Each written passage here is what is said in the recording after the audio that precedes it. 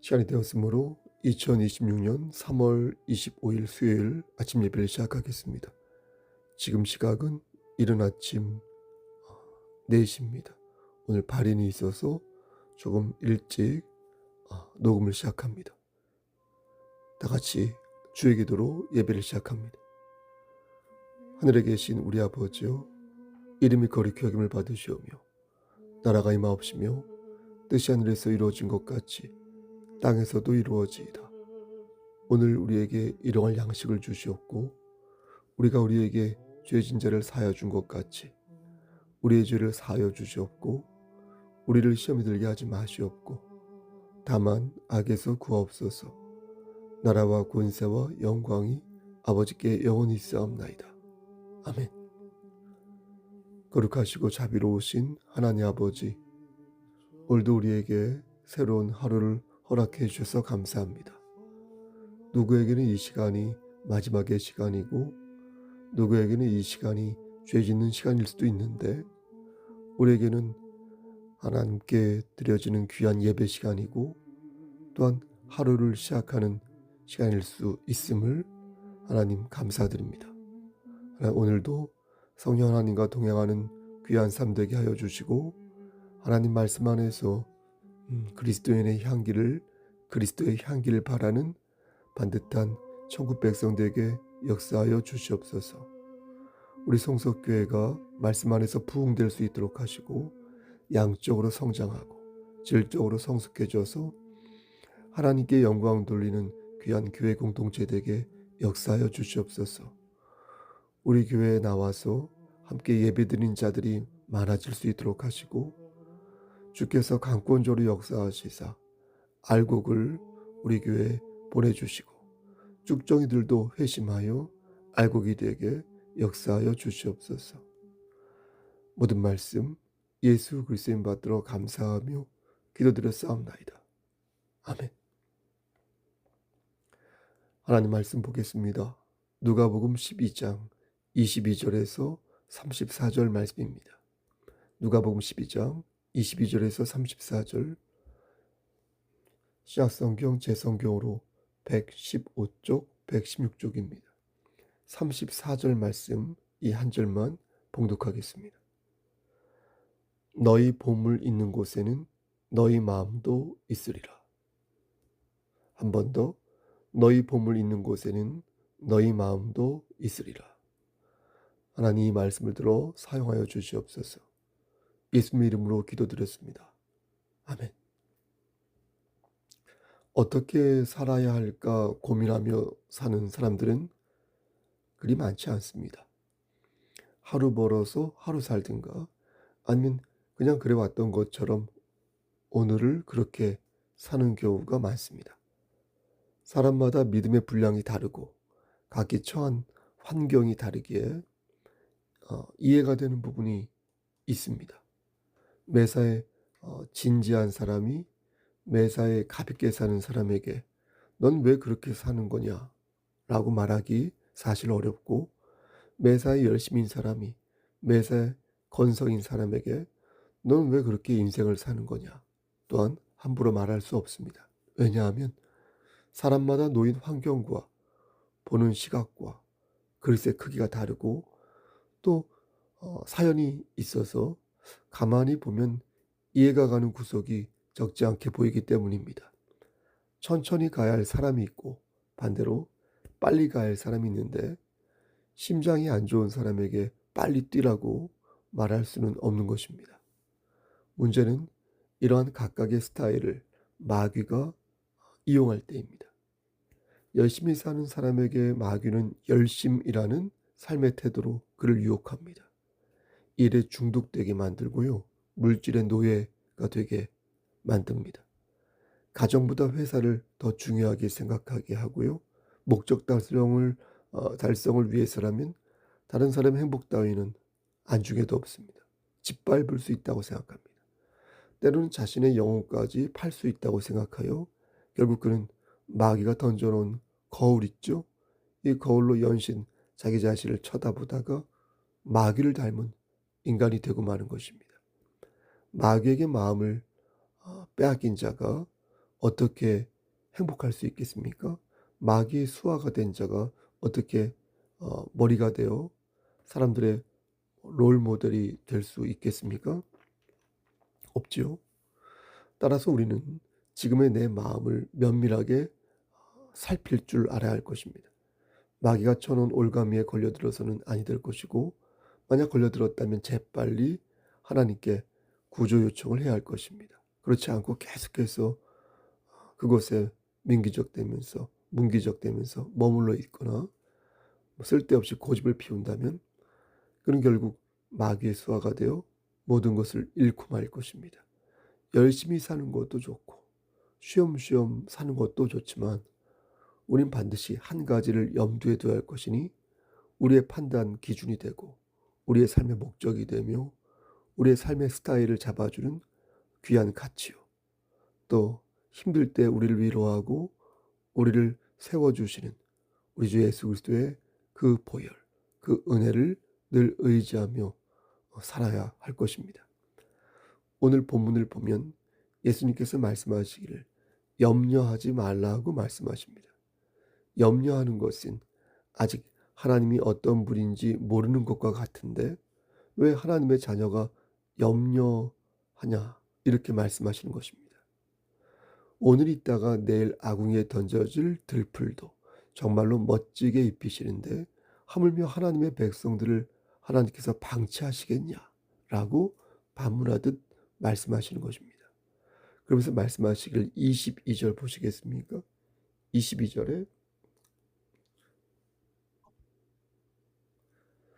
또 제자들에게 이르시되 그러므로 내가 너희에게 이르노니 너희 목숨을 위하여 무엇을 먹을까, 몸을 위하여 무엇을 입을까 염려하지 말라, 이렇게 말씀하셨습니다. 그리고 30절에서 이 모든 것은 세상 백성들이 구하는 것이라 너희 아버지께서는 이런 것이 너희에게 있어야 할 것을 아신다, 이렇게 말씀하셨습니다. 우리는 이 말씀을 바르게 이해할 필요가 있겠습니다. 말씀을 자세히 보면 예수님께서는 먹는 것과 입는 것을 염려하지 말라고 말씀하셨지 그런 것들이 필요하지 않다고는 말씀하지 않으셨습니다. 그러니까 하나님의 백성들도 먹어야 하고 입어야 한다는 거죠. 그래야 살 수 있죠. 그렇다는 것을 우리 주께서 알고 계셨다는 것입니다. 그래서 30절 말씀에 이런 것이 너희에게 있어야 할 것을 아신다라고 말씀하신 것입니다. 그럼 이 말씀 우리는 어떻게 이해할까요? 염려하지 말라 하셨는데 당장에 먹을 게 필요하고 입을 게 필요한데 우린 이 말씀을 어떻게 받아들여야 할까요? 염려하지 말고 가만히 있으면 하늘에서 돈다발이라도 떨어지는 것은 아니지 않습니까? 근데 왜 예수님께서는 염려하지 말라고 말씀하신 것일까요? 여러분 보십시오. 그렇게 말씀하신 이유는 두 가지인데, 하나는 염려한다고 해서 문제가 해결되는 게 아니라는 것입니다. 무엇을 골똘히 생각하는 것과 염려하는 것은 차원이 다릅니다. 어떻게 하면 사업이 잘 될까 고민하는 것과 염려하고 근심하는 것은 다르다는 것입니다. 이 차이를 알려면 지혜가 필요한데 그 지혜는 누구를 의지하느냐에 따라 180도 달라집니다. 제가 자주 들은 속담으로 우리말 속담 중에 모르는 게 약이다 라는 속담이 있지 않습니까? 또 아는 게 힘이다 라는 말도 있지 않습니까? 그럼 어떻게 하라는 것입니까? 알아야 한다는 것입니까? 몰라야 한다는 것입니까? 답은 그때마다 다르다라는 것입니다. 어떤 때는 알아야 하고요. 어떤 때는 몰라도 되는 게 좋습니다. 어떤 때는 고집을 피워야 하고요. 어떤 때는 다른 사람의 말을 잘 듣고 고집을 꺾어야 한다는 것입니다. 따라서 그때마다 지혜롭게 판단해야 할 것을 하나로 묶어서 일반화할 수는 없다는 것입니다. 사람의 경험과 지식으로 최선의 판단을 우리가 내릴 수 없으니 최선의 판단과 최고의 판단을 하고 싶다면 결국 하나님을 의지한다는 것입니다. 하나님께 지혜를 구해야 한다는 것입니다. 하나님께 지혜를 구하는 것이 가장 현명하고 안전한 방법인 것이지 하나님을 넘어선 세상의 지식과 개인의 경험을 의지하는 것은 결코 지혜로운 행동이 아닌 것입니다. 그래서 무엇이든지 우리가 제1순위를 정할 때 하나님의 지혜로 그 제1순위를 정하는 것이 그런 사람이 바로 현명한 사람인 것입니다. 무슨 일을 시작할 때 기도하는 사람이 있죠. 현명한 사람이고, 무슨 일을 시작할 때 예배 드리는 사람이 있죠. 현명한 사람인 것입니다. 결혼할 때도 그렇고, 아이를 출산할 때도 그렇고, 직장을 잡거나 여행을 떠나거나, 예, 무언가를 마음으로 경영할 때 늘 하나님께 말씀을 드리고 아뢰고 하나님께 지혜를 구하는 자가 진짜 현명한 사람이라는 것입니다. 따라서 예수님께서 염려하지 말라고 말씀하신 것은 염려한다고 해서 문제가 해결되는 것이 아니니까 그 문제를 하나님께 맡기고 하나님께서 그 문을 열어주실 때까지 기다리라는 것입니다. 우리의 머리털까지 세시는 하나님을 의지하여서 하나님이 어떻게 우리를 들어 내 삶을 들어 사용하시는지를 스스로 지켜보라는 것입니다. 예수님께서 염려하지 말라고 말씀하신 두 번째 이유는 탐심 때문에 그런 것입니다. 여러분, 탐심이 무엇입니까? 탐심은 지나치게 욕심을 부리는 것을 말하지 않습니까? 13절부터 21절 말씀을 쭉 보면 탐심이 무엇인지 예수님께서 비유를 들어 말씀하시는데요. 우리가 정말 많이 들어본 비유입니다. 한 부자가 추수하는데 그 소출이 매우 풍성했습니다. 부자는 마음속으로 생각하기를 내가 곡식을 쌓아둘 곳이 없으니 더 큰 곡간을 만들어서 거기에 내 곡식과 물건을 쌓아둬야겠다 라고 말하였습니다. 그러면서 부자가 말하기를 이제는 내가 많이 벌어두었으니까 이것으로 편안히 먹고 쉬고 즐겨야겠다 이렇게 말합니다. 그런데 하나님께서 그 부자에게 말씀하시기를 어리석은 자여 오늘 밤에 네 영혼을 도로 찾으리니 그러면 내가 준비한 것이 누구의 것이 되겠느냐라고 말씀하셨습니다. 그러니까 예수님께서는 이 비유를 드시면서 탐심이 무엇이고 왜 탐심을 가지면 안 되는 건지 말씀하고 계신 것입니다. 탐심은 멈추지 않는 기차와도 같다.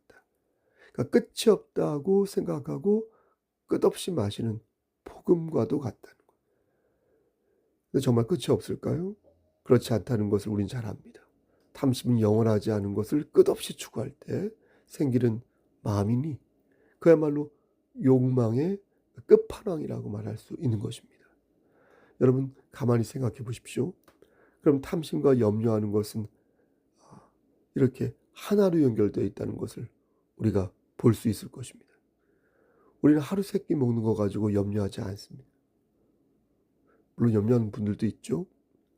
일반적으로 볼 때 대부분 우리의 근심은 우리의 욕심에서 나오니 욕심이 잉태하여 그 새가 강해질수록 우리의 근심은 더욱 쌓여가는 것입니다. 예수님께서 걱정하신 부분이 바로 이 부분입니다.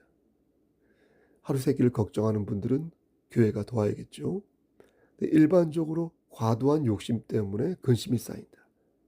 하나님의 백성들이 염려를 많이 하고 하나님의 백성들이 탐심을 가지면 결국 그는 하나님을 멀리하게 될 것입니다. 염려가 많을수록 하나님을 향한 마음이 줄어들 것입니다. 품지 않아도 될 근심, 그런 걱정을 하면서 하나님을 향한 신뢰가 사라지게 되고 그렇게 평생 걱정만 하고 탐심만 부리다가 죽음을 맞이하게 된다는 것입니다. 그래서 주님께서는 우리에게 염려하지 말라 이렇게 말씀하시면서 동시에 탐심을 물리치라 이렇게 말씀하신 것입니다. 자, 그렇다면 여러분 그 다음에는 어떻게 해야 될까요? 탐심을 버리면 거기에 빈 곳이 나올 거 아니겠습니까? 그럼 우린 거기에 무엇을 채워야 되겠습니까? 예수님께서는 다음에 우리가 무엇을 해야 할지 분명하게 일러주셨습니다. 그 말씀이 31절부터 34절의 말씀이 되겠습니다. 하나로 묶어서 말씀드리면 하나님의 나라를 구하라. 하나님의 나라. 확장해서 말씀드리면 너희는 가치 있는 일을, 의미 있는 일을 추구하며 살아라 라는 것이 되겠습니다. 하나님께서는 당신의 자녀들에게 말씀하십니다. 하늘에 너희 보물을 쌓아두라. 의미 있는 곳에 하나님이 주신 가치를 실현하라. 그리스도의 향기를 바라기 위해 교회는 머리를 맞대고 토론하고 고민하라. 교회가 세워진 이유가 그것은 예수 그리스도의 사랑을 나누기 위한 것이니 세상에서 추구하는 것들을 교회가 추구하지 말고 하나님의 나라를 위해 할 수 있는 양질의 것들을 머리를 맞대어 토론하고 고민하고 토론하면서 그 의미 있는 것들을 교회가 추구해라. 양질의 것들을 지혜롭게 실천하라. 마귀를 닮아가는 숱한 영혼들을 향하여 너희는 복음을 증거하라. 복음을 선포하라. 궁지에 빠진 그들을 말씀으로 건져내라. 이렇게 우리에게 말씀하시는 것입니다. 사랑하는 성석교회 성도 여러분, 우리에게는 보물이 있습니다. 보물. 우리가 품고 있는 보물은 다르지 않습니다. 우리는 모두 예수 그리스도라는 하나님의 나라를 가지고 있으니 이 보물이 우리를 하나님의 나라로 인도할 것입니다. 이 땅에서 살 때에도 하나님의 것과 마귀의 것을 구분하는 명백한 시금석이 되어 우리를 바른 길로 인도하실 것입니다. 보물이 있는 곳에 마음이 있다고 했습니다. 그 보물이 우리 주 예수 그리스도라고 우리 믿으니 우린 예수님이 있는 곳으로 모두 모여야겠습니다. 그리고 모인 그곳에서 우리가 가진 달란트를 발휘하고 우리가 감당해야 할 사명을 반듯하게 감당하면서 영생을 소유한 자답게 오늘을 살아야겠습니다. 하나님 나라 안에서 다시 독수리 날갯짓을 해야겠습니다. 여러분, 오늘도 그렇게 사시기를 주님의 이름 받도록 간절히 축원합니다. 아멘. 이제는 우리를 죄에서 구속하여 주신 우리 구주 예수 그리스도의 은혜와 아버지 하나님의 만극하신 그 사랑하심과 성령 하나님의 교통하시고 인도하신 모든 역사하심이 하나님 말씀 안에서 오늘도 아름답게 비상하기를 소원하는 여기 모인 성도와 그들의 가정과 이 제단과 이 나라 위에 하나님의 사랑하심이 세세토록 함께 계실지어다.